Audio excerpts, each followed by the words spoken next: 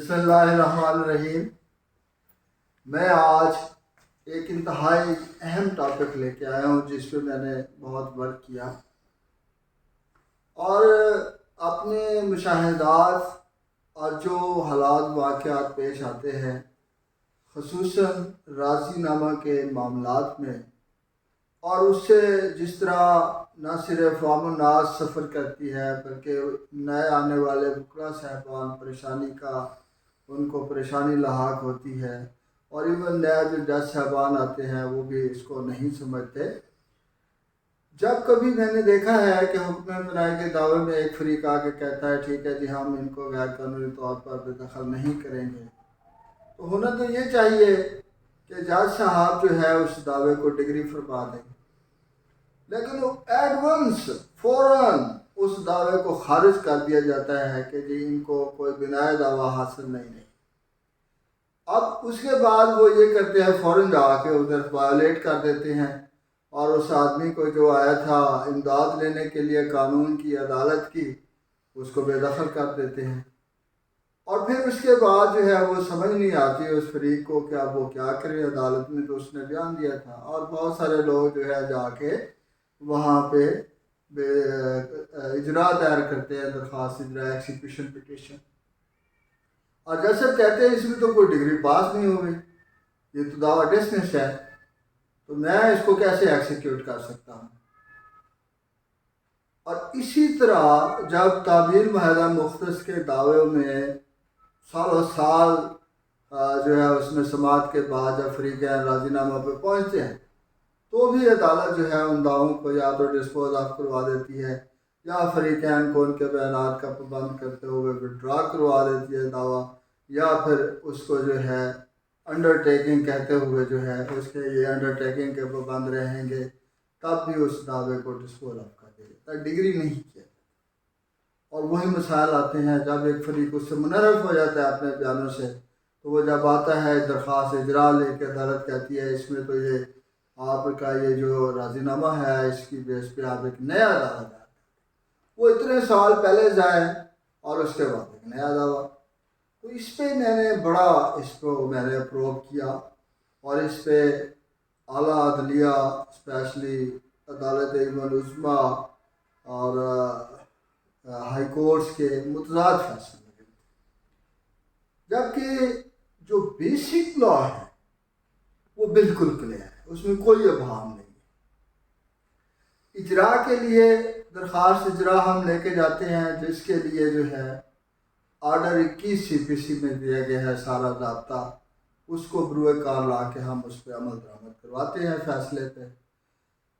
اور یہ جو ڈسپوزل کے آرڈر ہے، دعوے ڈسپوز آف کرنے کے، انڈر ٹیکنگ کے، یا in terms of compromise Vadra کروانے کے، ایون جو ہے یہ آرڈر بھی ایکسیکیوٹیبل ہے، قابل تعمیل ہے۔ سیکشن 36 دفعہ 36 جو ہے سی پی سی جو سول پروسیجر کوڈ ہے 1908، وہ بہت کلیئر ہے کہ سارے آرڈر جس طرح آپ ڈگری پہ جو پروویژنز اپلائی ہوتی ہیں وہ آپ آرڈرز پہ بھی اپلائی کر سکتے ہیں۔ اسی طرح ایکسیکیوشن سے ریلیٹڈ جتنے معاملات ہیں وہ سیکشن 47 سی پی سی یہ کہتا ہے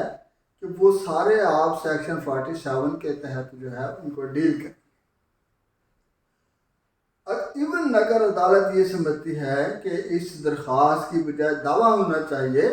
تو سب سیکشن 2 جو سیکشن 47 کا ہے وہ یہ کہتا ہے کہ عدالت اسی درخواست جو ہے اس کی اجراء ڈگری